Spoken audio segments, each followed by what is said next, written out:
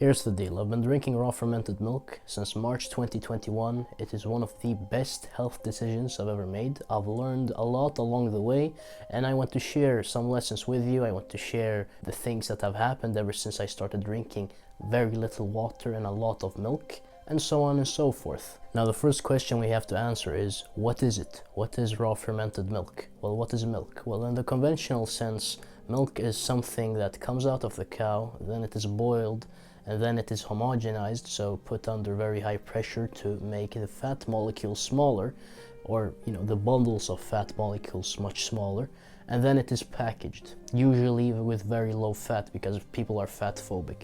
That isn't milk. That is just the milk that we've been exposed to ever since we were young.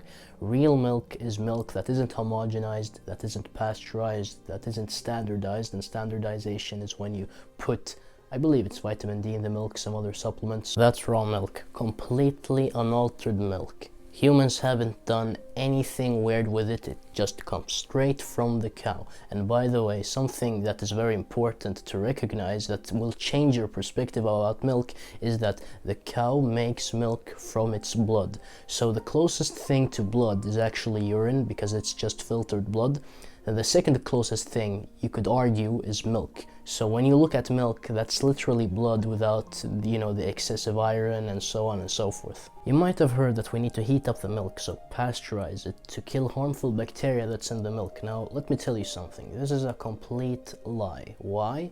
Well, we have many civilizations who have consumed dairy. And sometimes it was the staple of their diet. They've always consumed it raw. Some cultures have heated up the milk before consuming it when making cheese or yogurt or whatever it might be, but most of them have drank raw milk. They don't report any sickness. If it made them sick, then they wouldn't consume it. They would talk about it. But there are no historical records of any cultures talking about how dairy made them sick.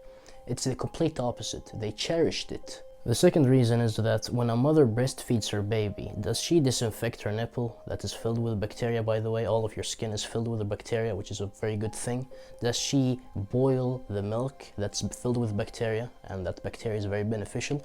No, she doesn't. Well, why have double standards? Why are you pasteurizing cow's milk that comes from an animal and not pasteurizing human milk, which comes from an animal? Remember, pasteurization has been around for less than 100 years, and for all of human history, for thousands of years that we've been drinking raw milk, no one has reported that raw milk makes them sick. No culture has stopped consuming raw milk because it made them sick, because this notion simply isn't true. And let me think about it. Which vitamins are the most heat sensitive? Well, the water-soluble ones. Is B12 a really important vitamin for brain function, for being smart and intelligent and free? Yes. What does pasteurization do? Well, it removes all of the B12 because you heated up the milk. And so what happens to the people? Remember, if the true concern was bacteria, then they might as well just put Lugol's iodine in the milk and give people iodine and kill all of the bacteria. Bacteria isn't the thing they're trying to remove. They're trying to remove nutrients from you. Now that we've covered raw milk, why should we drink it in its fermented form? Why shouldn't we drink it in its fresh form? Well, you can drink it in its fresh form, but I have found that fermented raw milk is much more superior, and I'll tell you why. Well, what happens when we drink raw milk? How does it get digested? Well, you've got stomach acid that makes it acidic, it breaks it up, and the liquids separate from the solids, right? Then it goes into the small intestine, and we've got a bunch of gut bacteria that eat away at it and shit it out. Remember, your gut bacteria doesn't just do specific things like synthesizing vitamins. It can't live that way. They have to eat, and they're going to eat what you give them. That's why they're there. Okay, so stomach acid and gut bacteria digest the milk. Now let's look at fermented milk. What happens when we ferment milk? We've got bacteria that is naturally present in the milk, straight from the cow. That eats away at the milk. Now, one of these things that are eaten is lactose. The bacteria eat the lactose and they turn it into lactic acid. This lactic acid is acidic, and so eventually when the milk gets too acidic, the solids will separate from the liquids.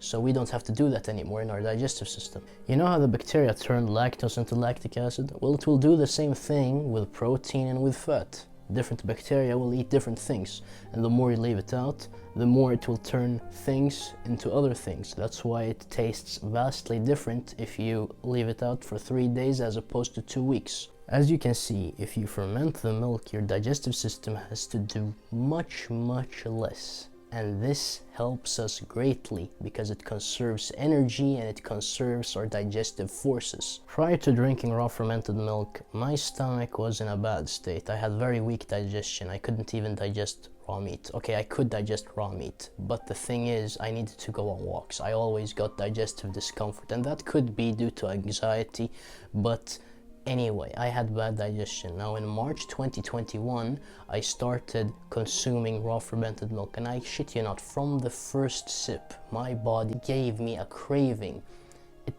I haven't ever experienced something like that, and I've seen this in some people where they drink raw milk or raw fermented milk and they immediately need more. You know how I had trouble digesting raw meat? Well, that went away when I drank raw milk with it. Raw fermented milk, that is. I didn't have to go on walks anymore. It didn't sit like a rock in my stomach. I just felt like my digestion was stronger. And an interesting point is that if you have weak digestion, or at least for me, I felt like the more I fermented it, the better. I liked it very sour in the beginning. Now I don't like it very sour. I just wait until it separates and then I put it in the fridge, because I don't want it to be very sour. Back then, I really liked when it was sour. So depending on the stage of your digestive healing and your digestive problems, your body is going to prefer a very long fermentation or a very short fermentation, or something in between. The more I consume raw fermented milk, the better my digestive system becomes, the stronger my digestion becomes. Now I can eat raw meat without drinking raw milk. I can even drink water together with it and not have any digestive issues. And remember, if I did that before, I would have a big knot in my stomach. That wouldn't work, nothing would be digested. Now I can go longer periods of time without raw milk. So before, when I didn't have raw milk, especially in 2021, you know, March and onward, it felt very bad. I suffered a lot, and then when I got the milk, I said hallelujah. Now, if I don't have milk, if I go through periods where I don't have milk, I don't suffer as much because my digestion is alright. So this is a principle that must be applied to all medicine. It isn't medicine if it doesn't do this. And what am I talking about? If it's medicine, it will leave you better than when you started, even if you're not taking it anymore. While the medicine that we call medicine is something that you have to rely upon.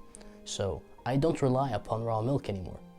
With modern medicine, you have to rely upon it. It never heals you. And that's why when I pay the farmer that I get the milk from, I say, thank you for giving me this medicine. An interesting point is that I completely replaced water with raw fermented milk. I started, only drinking raw fermented milk and getting all of my water from raw foods. And I can tell you that I get much less thirsty now. I can consume less H2O and be more hydrated. And when I'm out training or doing something in the sun or not in the sun or whatever it might be, I never get thirsty. So from a hydration perspective, you get really strong. You get very good at utilizing H2O. Lastly, I want to talk about preparation, because this is a thing that many people are confused about.